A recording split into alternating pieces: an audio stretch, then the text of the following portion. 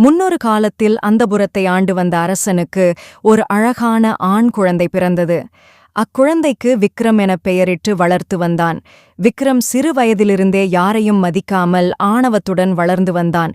அவனுக்கு 8 வயது ஆனதும் கல்வி மற்றும் அனைத்து கலைகளையும் கற்பதற்கு குருகுலத்திற்கு அனுப்பி வைத்தார் மன்னர்.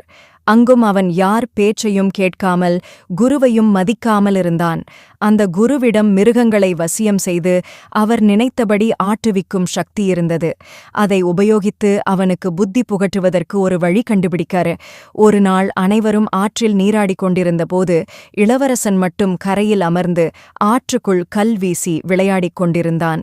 தூரத்தில் தண்ணீர் அருந்திக் கொண்டிருந்த சிறுத்தையை தன் வசிய சக்தியால் ஈர்த்து இளவரசனை துரத்தும்படி செய்தார் குரு. சிறுத்தை இளவரசனை துரத்த ஆரம்பித்ததும் ஐயோ என்று அலறியபடி அடர்ந்த காட்டிற்குள் ஓடினான். இளவரசன் வெகு தூரம் ஓடிக் களைத்து ஒரு பெரிய மரத்தில் ஏறிக்கொண்டான். துரத்தி வந்த சிறுத்தை அவனைக் காணாமல் சென்றுவிட்டது.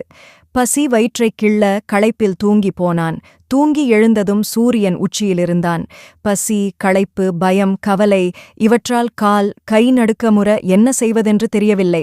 சிறு வயதிலிருந்தே யாரையும் மதிக்காமல் தவறாக நடந்து கொண்டதை நினைத்து மிகவும் வருந்தினான்.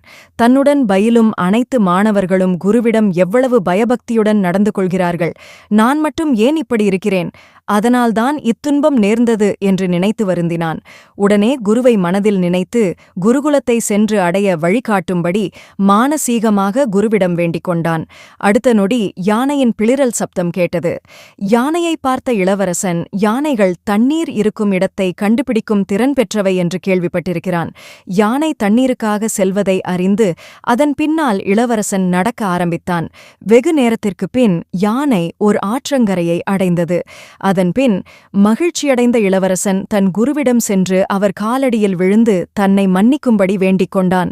நாடாள வேண்டிய மன்னன் தவறான வழியில் செல்வதை தடுக்க இந்த நாடகம் நடத்த வேண்டியிருந்ததை நினைத்த குரு அவனுக்கு கற்பிக்க வேண்டிய அனைத்து கலைகளையும் கற்றுக் கொடுத்து ஒரு நல்ல நாளில் மன்னரிடம் அனுப்பி வைத்தார். கதை சொல்லும் பாடம்: பதவி பெரியது அல்ல, பணிவுதான் பெரியது.